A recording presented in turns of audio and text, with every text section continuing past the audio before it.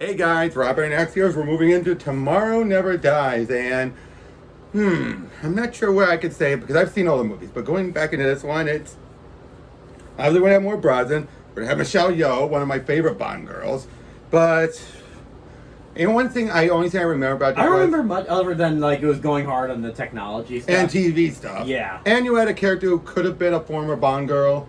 Oh right, remember? Yeah. And but they actually wanted to have a BD actress, Natalia, and all that. Grateful it wasn't. But yeah, and then I just remember that, and I remember that the villain could have been a new Blofeld, but they cut him off because they set it up like he had all this stuff, everything around him. He could have been a good Blofeld. They didn't just kill him off. Yeah, a good replacement for Blofeld. Oh, that's right. Yeah, I think I remember. And he had Jonathan Pryce, a great actor. It really felt like you get what I'm saying, right? Like he could have been a Blofeld. Yeah, the fact that we don't remember too much about it doesn't bode well. But all I remember is that there's no news like bad news. Right. Or if you rip out his heart, Mr. Bond should be able to live just long enough to watch it stop beating. I would have thought watching your television was torture enough. Yeah. But yeah, we'll see what happens. Yep, we'll see you guys then. Hey guys, we just got done seeing we got done last night, but got tired. But yeah, so you can tell different jerks. But it holds up in many ways, but it's also going into it we completely forgot. But once we watch it, we're like, oh yeah, it was fun. I'll say it suffers. It has the same quibbles that GoldenEye had, but not as memorable, unfortunately. Yeah. Although there's a lot of things that are better than GoldenEye, like the villain. Oh yeah, Carver. Right. Yeah. Yeah, played by Jonathan Pryce. His plan was ingenious. His plan was ingenious, and not only that, the actor was really good too. Yeah. And he was the evil Steve Jobs. Yeah, I think he should have stuck around longer. Yeah. Now, did you apparently it was supposed to be Anthony Hopkins who was going to play the role? Yeah. Kind of glad it wasn't. Yeah. But we have Michelle Yeoh as I was at again because her name is Mina, so that's what threw me off. Yeah, but yeah, Michelle Yeoh as my favorite spies-based Bond girl. I mean, she was awesome. She kicked butt and everything. She was sexy, all that stuff. Pierce, obviously. Pierce, of course.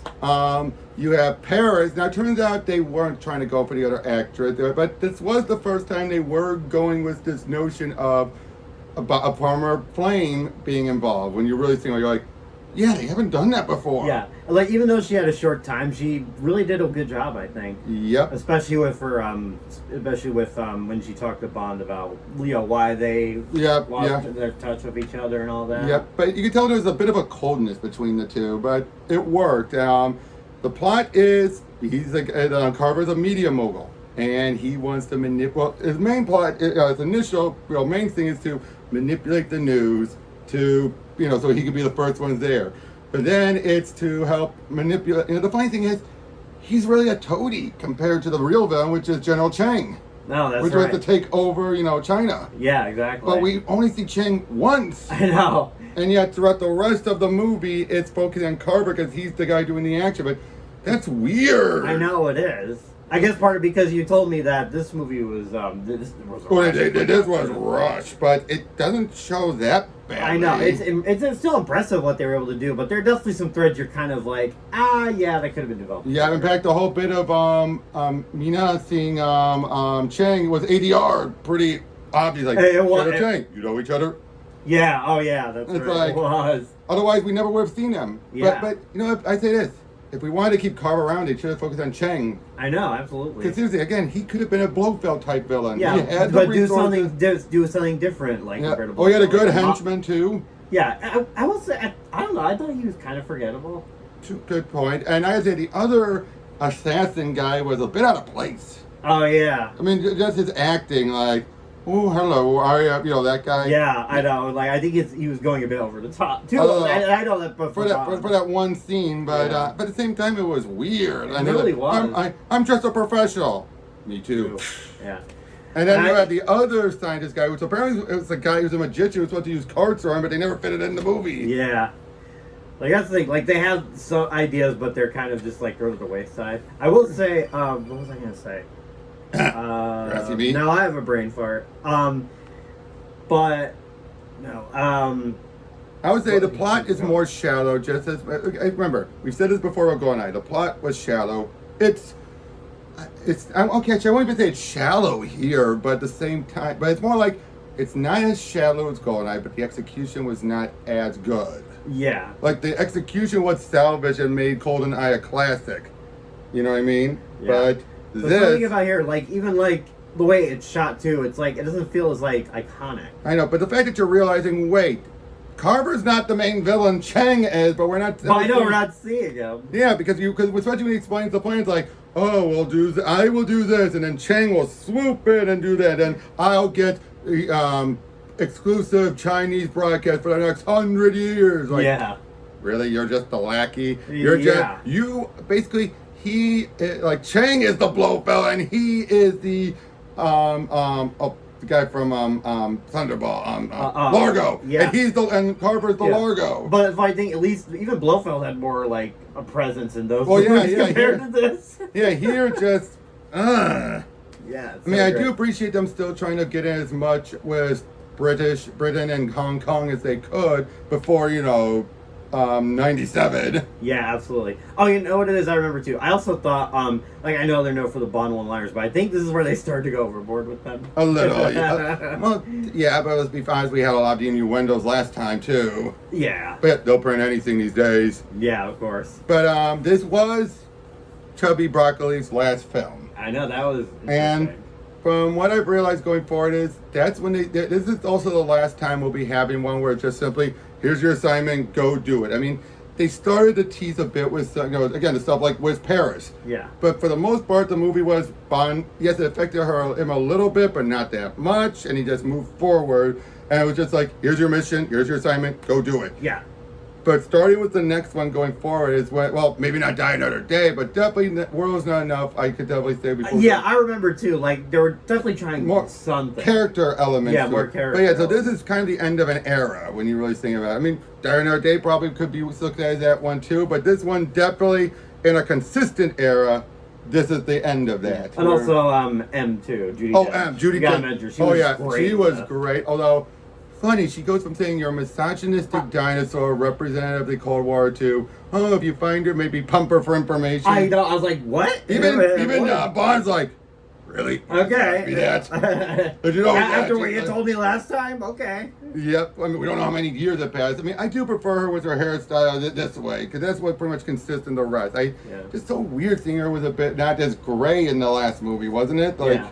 But yeah. I think, and for action sequence, I think my favorite is the car chase. Oh, that is one of the best. Patrol. But I want to say the bike chase was also really good. With them handcuffed together. I think the climax went on a bit too long. Though. Oh yeah, and too much with the guns. I know. This is like it almost went Rambo in moments. Yeah, and this is also a movie where he gives up the PPK.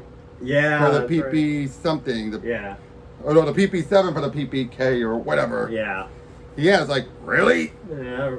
And it's just so casual. It's funny because even when like there's new guns, he still prefers that one. He's just so old. But in here he decided to it's weird here. Upgrade. But then there was also that weird bit of him showing off some of those gadgets in the Chinese area. And it's like, are you trying to be Desmond here? Yeah. It kind of felt that way, didn't it? Didn't feel like Bond when he was doing it. He's like, I love Chinese technology, but he's just showing off like, shrink.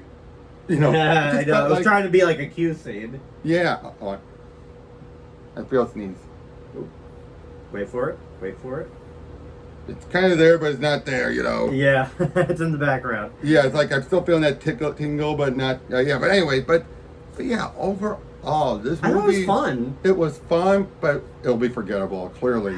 Yeah, I guess because it doesn't do anything new like you would think. Or when the stuff that is new rings a little hollow in the grand scheme of things. Like, yes, we have Paris here, but they moved on pretty quickly. The point where you almost forgot about her then. The point where he's like, oh, you want this or revenge and purpose, duty or revenge? You're like, revenge. Oh, Paris. I mean, I know Calvin did that in his review, but even I felt that. I'm like, wait, revenge.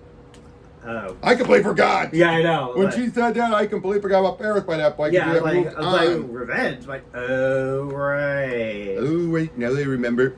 I mean, when she Paris died, it was still effective. Yeah, for but Brosnan's performance, I think. Yeah. Oh, yeah. But then you have the guy come in, and then she's just talking to the assassin while sitting It's next just to like, her. move. We got to keep moving. And then it goes into the action. You didn't have that much time to process it. I know. Although it did have a moment that I feel is one of the rare times we have Brosnan be very Fleming-like. Oh yeah. And that's absolutely. when he's in his after he left, meeting up with Carver. He's in his hotel, just putting on the silencer and just sitting there. It's almost like, yeah, that could have gone better. Someone's going to come here, and I'm just going to sit here and wait. Yeah. We never got that anywhere else in the entirety of his tenure, really. No, not really. I think this is the closest where it's been that clearly like him brooding. Yeah, and it kind of reminds me a bit too in I think it was the Connery. very first one in Connery when he was you had your sitting. six. Yeah. When he was just sitting there in the chair, just waiting.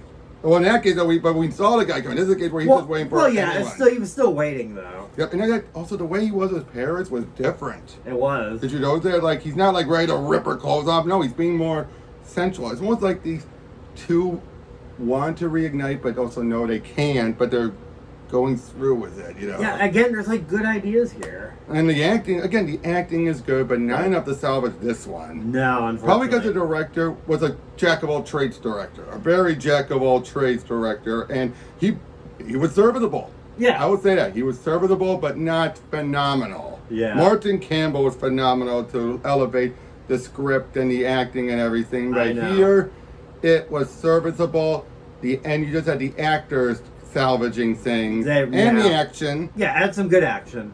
And again, there's good stuff in the writing, just not, you know what I'm saying, right? Yeah. And again, the plot is just like, wait, this just doesn't feel right. No, it doesn't. I mean, it's a good plot. It is a damn good plot. Like I said, there are things that are better than GoldenEye. Oh yeah, like I said, Carver, Jonathan Pryce's Carver was just this charismatic guy, you know what I mean? Yeah. Oh, you have to fight in the sound booth where we're not. Oh, that was he's like having like a bass, like, but we're not here. There was like we a don't hear Jackie it. Chan moment where he just uses the props. It was great. Yeah, but I love that. But when he's in the sound, where you see him grab the bass, but we're not hearing. We're just like, yeah, verb. But yeah, I just love that when we hear from the other side. I love things like that. I know, We're just like, again, it's crazy. It's pretty good. It's a good one. I would say. It's like I said, it's a serviceable one. I feel like it's a typical Bond movie. Typical when you Bond think of movie. Bond. Yes, but one of the better typical ones. Not one of those like.